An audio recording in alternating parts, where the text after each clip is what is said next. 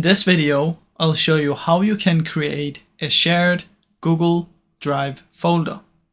Now the way that you do this is you want to click up here on the 9 dots which says Google Apps, and from in here you want to head over to the Drive. Now once you're in Drive, what you want to do is you want to press New right here and then choose New Folder. Give it a name like Shared or whatever you want, and then create that one. Once you have it right here, what you want to do is you want to open it by double clicking, and now you're inside here. Now if you want to add something, what you can do is you can press here on New and you can do a file upload, or you can simply take your file and then drag it in here. Once you have put something in here, what you want to do is you want to click up where it says Shared.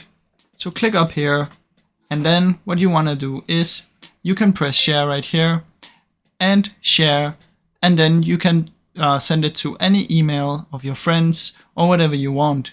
You can also copy the link right here and then send the link to any of your friends. So that's basically how it works, guys. Now I really hope you enjoyed this video. If you did, please leave a like and subscribe, as it helps me out a ton. Thank you so much for watching.